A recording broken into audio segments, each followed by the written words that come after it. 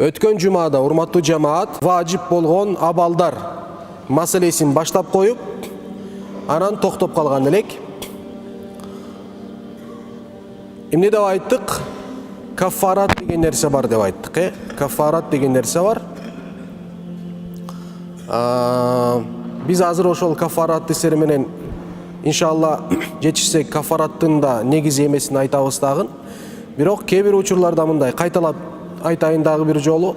Кээ бир учурда ошол Рамазан орозосун кармап жаткан учурда адам баласы ошол орозону бузуп алган болсо, бир күнгө бир күн кармоосу каза деп аталат. Каза деп аталат. Кээ бир учурлар бар, орозосу бузулган болсо, бир күнгө 60 күн кармайт. Бул кафарат деп аталат. Ошол бир күн каза жана 60 күн кафарат болуп 61 күн орозо кармаш керек болуп калат. Бул 61 күнүн ошол 60 күнүн шахрайни мутатабиайни деп келет китепте, Кур'анда үзгүлтүксүз 2 ай катары менен болуш керек, 60 күн. Түшүнүктүүбү? Бул шарт. Бул кафарат деп аталат. Демек, кайсы жагдайлар бар, ошол абалдарга туш келип калган болсоң эгерде эмне кафараты менен кошо казасы важип болгон учурлар. Китепте айтат: "Ва хуа 22 шей'ан". Негизинен бул 22 абал бар дейт. 22 абал деген сөз 22 так деген маанисинде эмес. Бул болжолдуу 22 абалы бар деген сөз. Булар кайсылар? Айтат бул жерде: "Иза фа'ала саиму", орозо кармап жаткан бир инсан. Фа'ала саиму шей'ан минха, бул 22 нерседен бирөөсүн кылып кое турган болсо, таиан эмне каалап туруп, мутааммидан аттайлап туруп, ва гайра муттаррин зар болбой туруп, эгерде зар болбой туруп, ошол кайсы 22 нерсенин бирөөнү аткарап кыла турган болсо, анда лазимахул кадау вал кафарату, ага каза жана каза менен кошо кафарат важип болот деп айтылат китепте. Булар кайсылар? Вахия, алар. Биринчиси аль-жимау фи ахади сабилейни алал фаили вал маф'ули бихи. Бул эмне деген сөз? Бул орозо кармап жаткан инсандын күндүзгү убакыттарда орозо кармап жаткан озубек болгон учурда билип турун аттайын аялына жакындап койгон болсо, күйөөсүнө дагы аялына дагы 61 күн орозо кармоо важип болуп калат. Вал акулу ва шурбу саваун фихи ма ютагазза бихи ау ютадава бихи. Эмне айырмасы жок. Дарылануу үчүн болсо да, азыктануу үчүн болсо да, бир нерсе жеп ичкен болсо.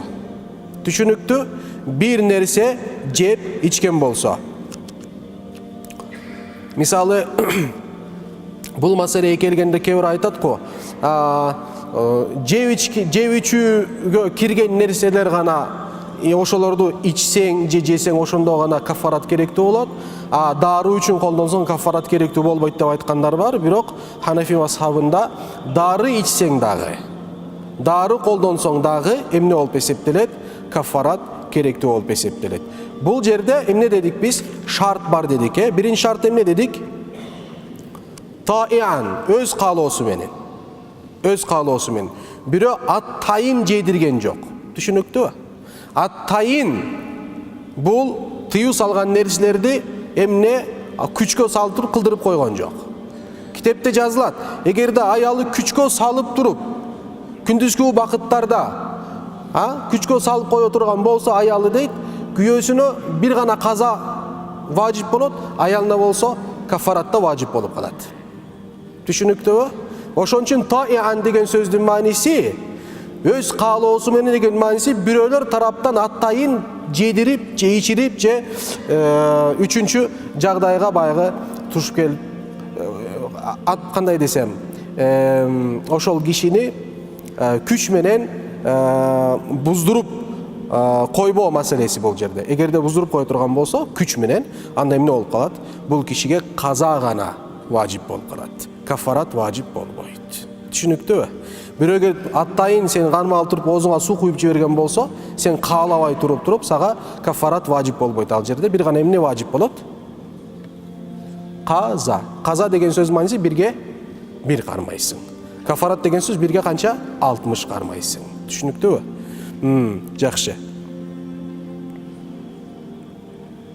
Анан мутааммидан деген сөз аттайын кыла турган болсо, билип туруп кыла турган болсо деген сөздүн мааниси бул жерде кимдер чыгып атат? Туугандар, унутуп калгандар жана ката кетиргендер чыгып атат бул жерден. Ката кетиргендер билесиңер, ката кетирип туруп, ката болуп туруп, оозу ачылып калган болсо, биз мисалды бердик эмне? Мазмаза кылып аткан учурда,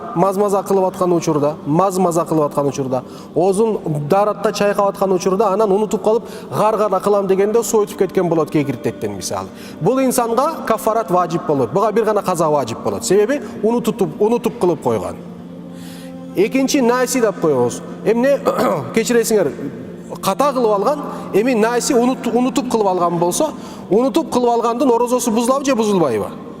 Такыр бузулбайт. Түшүнүктүү? Ошон үчүн аттайын кыла турган болсо деген сөздүн мааниси ошол. Гайры муттар деген сөздүн мааниси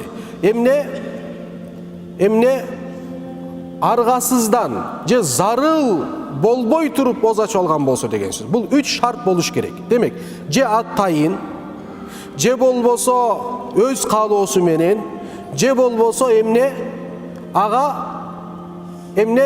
аргасыздан эмес. Түшүнүктүүбү? Аргасыз эмес, ага мажбури эмес. Кээ бир учур болот, мисалы адам баласы ошончолук ачка болот, бутунда тура албайт. Билет, эгерде мен кечке чейин бул абалды уланта турган болсом, мен сөзсүз түрдө доктурга түшүп калам. Бул абалда адам баласы бир нерсе жеп ичкен болсо, буга каза важип болот. Кафарат важип болбойт. Же болбосо стройкада иштеп атат бул киши. Күн ысыкта иштеп атат дагы, чаңкоосу ошончолук күчөйүп туруп, эгерде стакан суу ичпесе ошол жерде эс ооп жыгылып калат. Билет бул киши. Мына ошол инсанды эмне суу ичип алса, атайын да кылып алса, билип туруп кылып атпайбы? Ошондой кылып алса дагы буга эмне керектүү болот? Бир гана каза керектүү болот. Түшүнүктүүбү? Кафарат болуу үчүн бул 3 нерсе сөзсүз түрдө болуш керек. Кафарат болуу үчүн аргасыздан кылбаш керек бул инсан бул нерсени. Эки, өз каалоосу менен болуш керек. Экинчи, аттайын кылыш керек, билип туруп кылыш керек. Түшүнүктүүбү? Ошондо гана кафарат керектүү болот. Ошондо гана бир күнгө 60 кармаш керек болуп калат. Түшүнүктүү? Бул нерсени жакшылап туруп түшүнүш керекпиз. Демек, дару үчүн дагы, анан жеп ичилүү, мисалы жеп ичилген нерселер азык болсо дагы, дары болсо дагы, ошолорду алганда инсан, жегенде, ичкенде инсан эмне? Ага каза дагы, кафарат дагы важип болуп эсептелет. Дагы бир учур бар дейт, дагы бир учур, мисалы көчөдө кетип бараткан учурда жаан же жамгыр, мисалы же кар жаап калат же, түшүнүктүү? Ошондой бир эмне суу оозуна тамчыган болсо дейт. Суу оозуна кирип туруп, ошол сууну жутуп алган болсо, бул инсанга важип болот каза жана кафарат. Түшүнүктүүбү? Эмнеге дегенде эмне айырмасы бар дейт. Байгы мазмаза кылып аткан учурда, оозду чайкап аткан учурда унутуп калып туруп, же ката кылып алып туруп, бияктан кекиртектен суу өтүп кеткен болсо, бир күн каза болуп атат дагы, анан тамчылаган жаандын бир даанасы оозуна түшүп туруп, ошол бир тамчы суу кекирте өтүп кеткен болсо, буга эмне үчүн кафарат болуп атат? Дегенде, оозуну ачпоо мүмкүнчүлүгү бар болгондугу үчүн бул инсандын. Түшүнүктүүбү? Оозуну ачпай басса болот эле, бирок оозуну ачып алды бул инсан. Ачпоо мүмкүнчүлүк. Бирок оозду чайкап жаткан учурда, түшүнүктүүбү? Ката кылып алып туруп, же ошол жерде эмне кылды? Бир жөтөлүп койду мисалы. Оозунда суу бар, оозун чайкап жөтөлгөндө бир суу өтүп кетти мисалы. Ката кылып алдыбы? Буга бир күн каза болот. Себеби эмне? Мындан сактануу мүмкүнчүлүгү жок. Бирок орозо эмнеге бузулуп атат? Хакыйкат болгондо, орозонун хакыйкаты бир нерсенин кекиртектен өткөндү. Орозонун сураты бар. Орозо бузуунун келбети бар. Бир нерсе чайнап, оозду алып туруп чайнап аткан учурда мисалы. Бул сурат деп коебуз. Түшүнүктүүбү? Ошондуктан кээ бир аалымдар айтат. Мисалы таш чайнайт го адам баласы. Таш чайнап туруп, ташты чайнап жуткан болсо, буга кафарат керекпи же керек эмеспи? Аалымдар айтат, ага кафарат керек эмес, бирок каза керек болот. Себеби бул жeel турган нерсени жуткан эмес дейт. Ташты чайнап атат, чайнаган учурда бирөө караганда сурат жеп аткан болот, ошол себептен орозосу бузулуп атат бул кишинин. А жуткандыгы ошол нерсе болсо бул таш болуп атат. Көрдүңөрбү? Ошол себептен айтат, бул инсандын баягы суу өтүп кеткендиги үчүн каза керектүү болот, ката кылгандыгы үчүн. Абай жаан жаткан учурда бир тамчы оозуна түшкөн болсо, ошол тамчыны жутуп алган болсо, анда бул инсанга 61 күн орозо кармаш керек болуп калат, штрафной.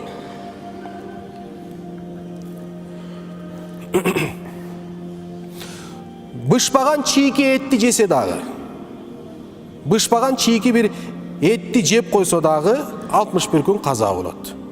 Бир гана атат китепте курт басып калган этти жеген болсо, анда эсептелбейт дейт. Анда бир эле күн кармап калат орозосун. Орозосу бузулат да, бир күн кармап калат. Ва аклу шахми фи ихтияр al-фақиха бил-лейс. Кээ бир айтат, май жесе эчтеке болбойт, май да ошондой дейт. Май жесе дагы, түшүнүктүүбү? Май жесе дагы кафарат важип болот. Кургатылган этти жесе дагы, кургап калган этти, вялени деп коебуз го, анда этти жесе дагы.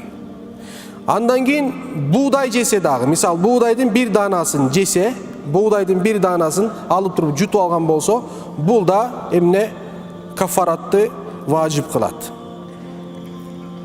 Бирок өткөндө айтканбыз, мисалы эмеден нокоттон кичинекей болуп туруп бир даана, мисалы эмне баягы кунжуттун бирөөсүн айттык, бир даана кунжут дедик. Ошол кунжутту оозуна алып туруп чайнап, ошончолук чайна берет, оозунда эзилип туруп, дамыда жоголуп туруп, анан шилекейин жуткан учурда биякта тамагында эч нерсе сезилбеген болсо, кунжуттан жыты, дамы, бунда орозо да бузулбайт.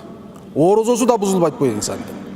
Бирок бул жерде көрдүңөрбү, буудайдын бир даанасын жутуп алган болсо, орозосу бузулат. Бирок буудайдын ошол бир даанасын алып туруп, кунжутка окшотуп чайнап, ошончолук чайнайт, оозунда эрип туруп, шилекей эметип туруп, баягы шилекейинде да жоголуп туруп, шилекей жуткан учурда дамыда жок, жыты эч нерсе жок болсо, сезилбеген болсо, анда бунун орозосу бузулбайт. Көрдүңөрбү? Ошол эле кичинекей кунжутту алып туруп, сырттан чыгарып, оозуна алып туруп, ошол тиги сырттан алып оозуна салып жутуп койгон болсо, ага да эмне керек болуп калат ошондо? 61 күн кафараты менен важип болуп калат. Орозо казасы. Өтө тонкий маселелер. Өтө кылдат маселелер. Эгерде түшүнсөңөр, түшүнбөсөңөр каша-малаша болуп кете берет сиздерге азыр.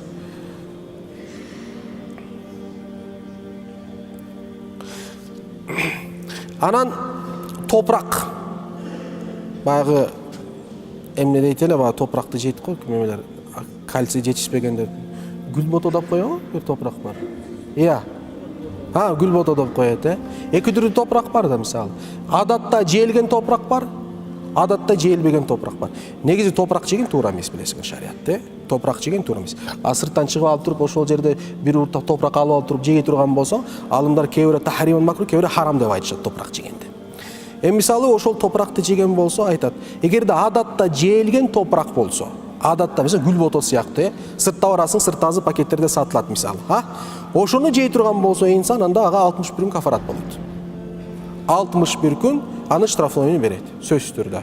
Эгерде адатта жээлген эмес, жээлбеген топурак болсо, жана адатта ошол инсандын, кээ бир инсан бар, эмне кылат? Өзүнө адатта жээлбеген топуракты өзүнө адат кылып алган болсо, түшүнүктүү? Өзүнө адат кылып алган болсо, ошол адат кылып алганы эске алынат дагы 61 күн ага эмне болуп эсептелет? Важип болуп эсептелет дейт. Эгерде адат болбогон болсо, ага бул топурак жөнүр алып туруп, оозуна алып, чайнап туруп, анан жутуп алган болсо, анда эмне кылат? Каза. Түшүнүктүү? Бир күн каза кармайт дагы, 60 күн эмне? Кафарат важип болбойт бул инсанга.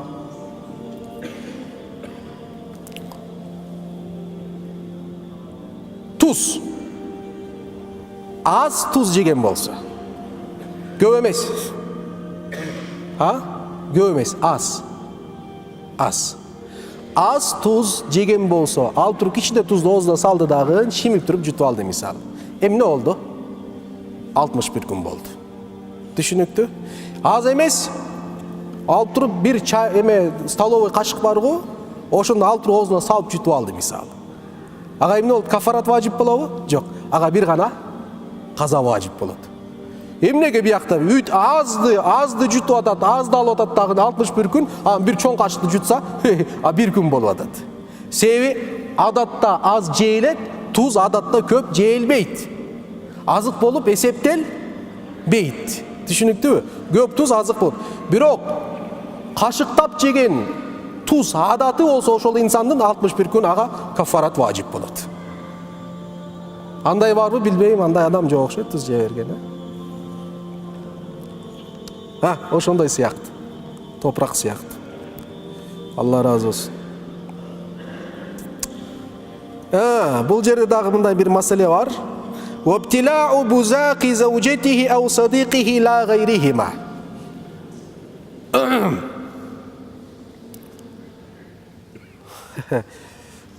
Которо берейин. Кокус баягы үйгө келгенде аял менен учурашып аткан учурда кокус шилекейин жутуп алган болсо дейт. Эмне болот? 61 күн важип болот. 61 күн важип болот. Ау садиқихи. Бул китептерде жазылат да, аялын шилекейин жана досун шилекейин жутуп алса дейт. Биякта туура түшүнүш керек. Мен өткөндө айтканмын. Адам баласы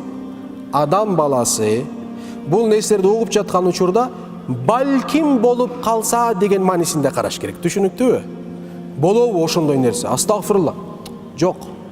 Фих китептерде кээ бир нерселерди мен силерге которбойм. Баарын которо турган болсом, мында болбойт. Ошо кээ маселелерди мен аба жибитип эле кичине мындай жумшатып айтып атам. Түшүнүктүүбү?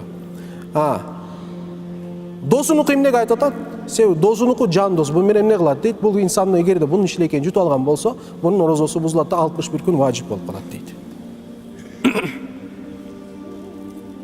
Дос деген сөз boyfriend, girlfriend эмес бул жерде, таксырлар. Чөтө уже ой башка жерге кетти окшойсуздар, астагфирулла. Харам, күнөө бул, күнөө. Кокус деген сөз, түшүнүктүүбү? Күрөшүп атып туруп, досу менен күрөшүп атып туруп, тиги десе ошо шилекей оозуна кирип кеткен болсо деген сөз бул жерде. Өбүшүү деген маанисинде эмес да, Эми оптимист болгоно, пессимисттик жакка кетпей эле, сразу башка нерсе ойлонбой эле. Баардыгы эле трансқа түшүп калды, азыр эмне болуп атат, барды ойлоп эле. Бул кандай нерсе деп, астагфирулла. Жагдайлар толтура, досуң менен досун шилекейин жута турган жагдай толтура. Сөзтүрүп алып туруп өбүш керек бул менен. Кокус ошондой болуп калган болсо эмне болот? 61 күн кармаш керек болуп калат. Бирок мындан башкасы болбойт дейт.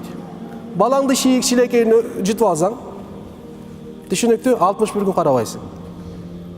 Ал жерде каза кыласың. Макулбу? Күлбөгүлө. Анан ва аклуху амдан бa'da гыйбатин. Гыйбат кылгандан кийин, ау хижаматин же кан алдыргандан кийин, хижама кылгандан кийин, ау бa'da массин же болбосо намахрамга колуң тийип кеткенден кийин, түшүнүктүү? Же аялына колуң тийип кеткенден кийин, мисалы, тийип кеткенден кийин, ау кублатин бишахватин же кумардануу менен аялыңды өп койгон болсоң, түшүнүктүү? Ау бa'да мудажаатин мин гайри инзалин же болбосо жөн эле ойноп койгон болсоң. Мындай кувыркация этип койгон болсоң, жөн эле, только кувыркация. Башка нерсе жок. Мындай кичинекей такой свободный күрөш. Түшүнүктүү? Андан башкасы жок. Же мурутуна бир май сүйкөп койгон болсо. Май, билбейм эми, май болгон бир нерсе. Майз болушу мүмкүн, бир дары болушу мүмкүн, бир нерсе болушу мүмкүн. Мурутуга сүркөп койдуң дейт. Ошолорду кылып алгандан кийин кайталап жатат. Эмне кылат? Бирөөнү гыйбат кылгандан кийин, хижама кылгандан кийин, Kol tiyip ketkenden keyin, je şahvat menen, kaloo menen, kumardanın öp koygondan keyin, je күрөшүп койгондон кийин мастурат менен, же май сүйкөп алсаң дейт мурутуңа мисалы. Ошолорду кылып алгандан кийин орозон бузулду дедиң ичиңде. Бүттү, орозон бузулду. Бирөөнү гыйбат кылдым, орозон. Себеби дегенде хадис бар да. Пайгамбарыбыздан. Ал-гыйбату туфтуру саима деген хадис бар. Гыйбат ооз бекиткен инсан оозун ачтырып коет дейт да. Хижама кылгандан кийин хадис бар. Хижама кылгандагын, кылдыргандагын, түшүнүктүүбү? Хижама кылгандагын, кылдыргандагын орозосу бузулду деген хадис бар. Түшүнүктүү сыяктуу хадистер. Тиги күрөш койсоң орозо бузулду, өп койсоң орозо бузулду дегендер бар мисалы. Мына ошол хадистерди бул инсан эгерде бир жерде уккан болсо, анан мазхаб биздин мазхабыбыз боюнча, биздин Ханафи мазхабы боюнча бул хадистердин мааниси эмне экендигин билбесе, ошол хадистин сырткы маанисин гана, текстеги берген маанини гана алып туруп ошого амал кылган болсо, бул инсандын, түшүнүктүүбү? Амал кылган болсо, ошого ойлоп алып туруп дейт, түшүнүктүүбү? Ойлоп алып, ошондой экен деп амал кыла турган болсо, бул инсандын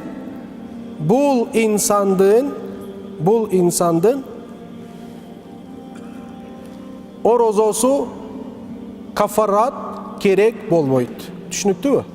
Кафарат керек болбойт. Буга бир гана күн важип болот. Каза. Түшүнүктүүбү? Себеби эмнеге таянып атат? Уккан, көргөн эмнесине? Хадисине. Түшүнүктүүбү? Эгерде бул хадистерди билбесе, бир, хадистерди билет, эки, бирок анын маанисин билбейт, мисалы, түшүнүктүүбү? Маанисин билбейт. Андан кийин бир аалым дагы буга ошого окшогон бир нерсе айткан жок. Бул мындай деп эч нерсе айткан жок. Өзүнөн чыгып алып туруп, мен бул нерселерди кылдым, демек менин орозом бузулду деген ойго келип туруп, ойго келгенден кийин барып оозун ачып алган болсо, эмне болот? Ошол инсанга 61 күн важип болот. 61 күн важип болот. Себеп дегенде, гыйбат орозону бузбайт, хижама орозону бузбайт, аялга кол тийип кетсе орозону бузбайт, шахват менен болсо дагы аялыңды өп койсоң орозону бузбайт. Түшүнүктүүбү? Аял менен ойноп койсоң дагы эмне? Негизгиси эмне болбосо, кошулуу болбосо орозоңду бузбайт. Түшүнүктүүбү? Мурутка майлап койсоң дагы эмне болбойт? Орозоңду бузбайт. Ошол орозону бузбаган нерсени кылып туруп, ана орозон бузулду деп ойго келип, оозун ачып алган болсо, бул кафарат важип болот. Буга кафарат важип болот.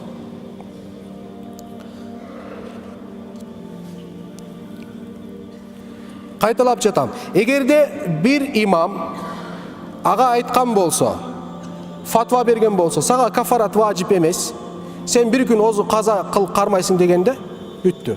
Бир эле күн каза кармайт. Каза кылат. Эгерде бир хадис көргөн болсо, түшүнүктүүбү? Хадис көргөн болсо, ошол хадистин маанисин билбеген болсо, түшүнүктүүбү? Ау сами'a al-hadith wa lam ya'rif ta'wilahu 'ala al-madhhabi. Эгерде билбеген хадисти укту, бирок мазхабтагы маанисин билбесе, бир күн кармайт. Хадисти билип туруп, маанисин билген болсо, 61 күн кармайт. Түшүнүктүүбү? Мисал берип атам. Бир мисал берели, гыйбат маселеси боюнча. Отуруп бир адамды гыйбат кылды. Түшүнүктүүбү? Бир адамды гыйбат кылды. Негизи бул бир адамды гыйбат кылып туруп, анан оюна келди. Менин орозом бузулду деп барып туруп, оозун ачып алган болсо, эмне кылат бул инсан? 61 күн орозо кармайт. Штрафной. Түшүнүктүүбү? Эмнеге таянып атат бул? Хадиске таянып атат. Ошол хадисти укса, Бирок ошол хадистеги маанисин билбесе, түшүнүктүүбү?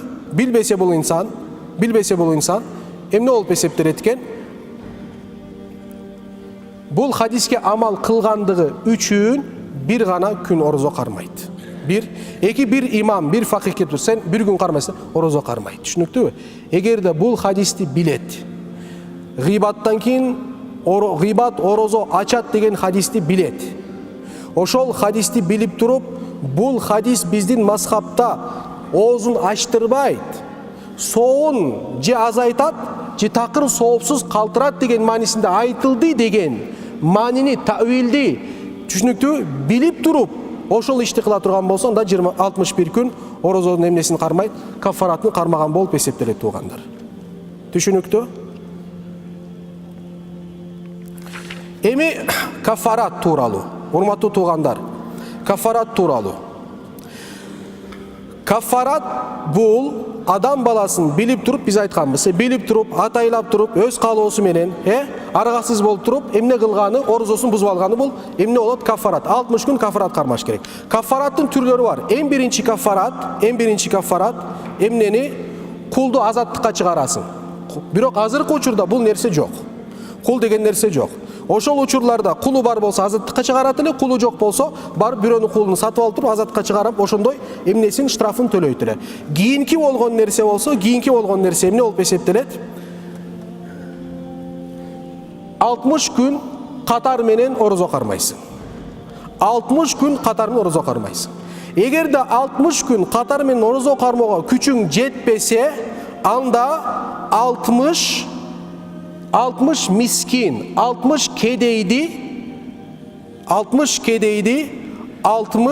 кедейди, түшүнүктүүбү? Багасың. Кандай багасың? Буну эмки жума улантайын иншалла, бирок аз айтып коеюн. Эмне кыласың? Бунун тамагын алып бересиң. Тамагы бир күнүмдүк тамак деп айтылат. Бир күнүмдүк деген сөз өзү 3 тамак болот да, же завтрак, эртең мененки тамактануу, түшкү, анан кечки тамактануу. Ошол үчөөдөн экөөсү болуш керек. Же эртең менен түшкүсү, же түшкүсү кечкиси, түшүнүктүүбү? Булардын бирөөсүн эле кылып койсоң, каффаратты берген болуп эсептелбейсиң. Кээ бирөө ката кайсы жерде кылат билесиңерби? Ойлойт, 60 инсанды багып эле койсоң, ооз ачтырсаң эле каффаратты көң ошондой кылат. Барып бирөөгө кайсы жерге эмне берет? Акча берет, эмем депчи, баягы каффаратым деп. 60 күн кармай албайт да. Ошону кылып аткан учурда бир орозо берип коет, 60 кишиге бир орозо берген болсо эсептелбейт. Сен бир жолу 120 кишини баксаң дагы эсептелбейт. Ошол кишилерди бир ифтарды бересиң, түшүнүктүүбү? Ошо 60 кишиге каффараттан кутулуу үчүн эртең дагы бир ифтар бериш керексиң. 2 жолу багуу милдеттүү болуп эсептелет. Эмки жума буларды кайталайм, түшүндүрөм дагы жакшыраак иншалла. Түшүнүктүүбү? Эмки жума буну түшүндүрөбүз. Ошон үчүн каффаратты төлөп аткан учурда, өзгөчө 60 кишини багып аткан учурда ката кылгандар өтө толтура. Буларга өтө көп күбө болобуз биз. Бергенден кийин, биз өткөргөндөн кийин анан айтат, мисалы эмне дейт? Мал каффаратым болчу деп айтат. Айтпайсың каффарат дегенде, сени акчаңды эмне 2-ге бөлөт элек биз, 2 күн эмне ооз ачтырып коет элек. Түшүнүктүүбү? Ошондо каффараттан кутулган болуп эсептелесиң. Ошол орозодо берилген тамак мүмкүн адам баласына 1 күн жетет. Ойлошуң мүмкүн, 1 күн. Орозодо берилген тамак берилет, адам баласы жейт. Айтат да, тоюп алган кишини алып келип туруп, 60 тоюп алган кишини отургузуп, буларга каффаратыңды берсең өтпөйт. Шарт, ачка болуш керек. Ошон үчүн сен ага бир чака жедирсең дагы өтпөйт. Түшүнүктүү? Бул маанилүү, эртең эмеде жумада иншалла бул маселени дагы бир са кайталайбыз. Каффаратты жакшы түшүнүш керексиз иншалла. Субхана раббика раббил иззати амма ясифун ва саламун алал мурсалин. Валхамдулиллахи раббил аламин. Бирахматика я архамар рахимин.